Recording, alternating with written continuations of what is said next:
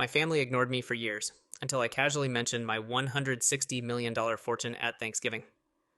My family ignored me for most of my life. At Thanksgiving dinner, I casually mentioned my $160 million fortune.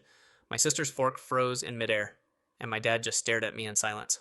I learned how to be invisible when I was 9 years old. That was the year my sister Sophie turned 18. My parents surprised her with a brand new BMW in the driveway wrapped in a giant red ribbon. Neighbors came to celebrate. Cameras flashed. Sophie screamed with joy. I watched from my bedroom window, wearing a thrift store sweater. Nobody even noticed I was there. Sophie was always the golden child. Private school, trips to Paris, a fully paid Yale education. Me? Public school 3 blocks away. While Sophie had violin lessons and expensive summer camps, I spent my nights in the library teaching myself how to code. By 21, I built a small software tool to help a company manage inventory.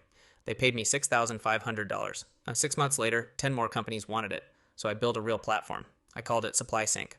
While my parents bragged about Sophie's marketing job, I was quietly building a tech company from my tiny apartment.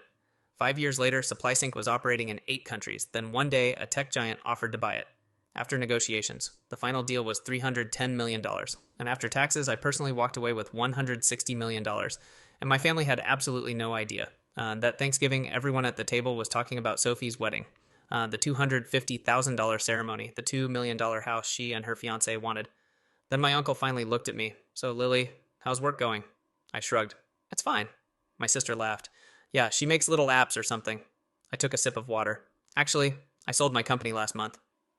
The table went quiet. "For how much?" my dad asked. "About $310 million. My sister laughed. "Stop joking." So I opened my banking app and turned the phone around. $25 million sitting in my checking account. My aunt screamed. My mom started crying. My sister just stared at me. "You're lying." I looked straight at her. "You said I was doing fine with my little apps." "I guess you were right." Then my dad finally spoke. "Why didn't you ever tell us?" I smiled. "Because every time I tried, you were too busy talking about Sophie." I stood up, grabbed my coat, and headed for the door. Before leaving, I said one last thing. I didn't come here to prove anything. I came because I realized something. I don't need you to see me anymore. Outside, I got into my Lexus and drove away. For the first time in my life, I wasn't invisible.